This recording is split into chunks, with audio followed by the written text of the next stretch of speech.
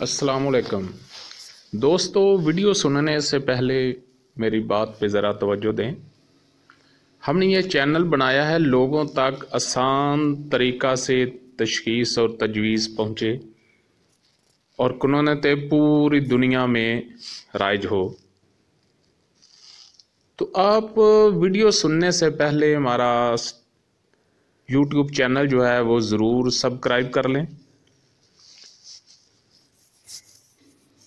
और इसको वीडियो को लाइक करें, डाउनलोड करें, बार बार सुनें। इंशाल्लाह आपको बहुत ज़्यादा फ़ायदा होगा। दुआ में याद। अस्सलाम वालेकुम। आजकल कोरोना वायरस पे बहुत तबसरे हो रहे हैं।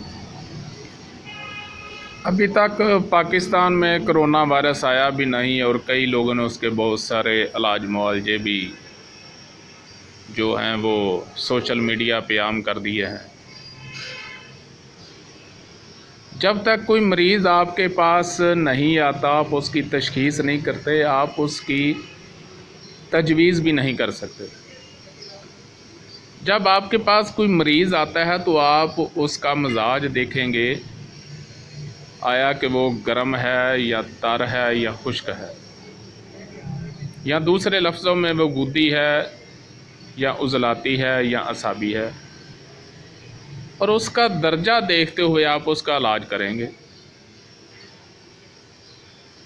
चूँकि ये कहा जाता है कि इस वायरस का जो हमला है वो फेफड़ों पे होता है, तो आपने ये देखना है कि फेफड़े तस्कीन में है या तहलील में है या तहरीक में है। अगर असाबी नबज़ होगी तो ये तस्कीन में होंगे, फूले हुए होंगे, तो आपने उसको लौंग और दालचीनी का कावा देना है। अगर ये उजलाती तहरीक में होंगी तो इसमें सकेड़ आ जाएगा, तो आप उसको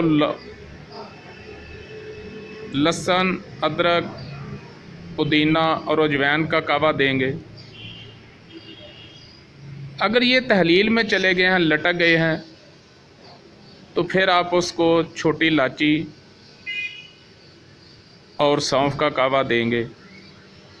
और ये तीनों सूरतों में, चाहे वो तस्कीन में होंगे, तहलील में होंगे या तहरीक में होंगे, सांस में दिक्कत ज़रूर आएगी।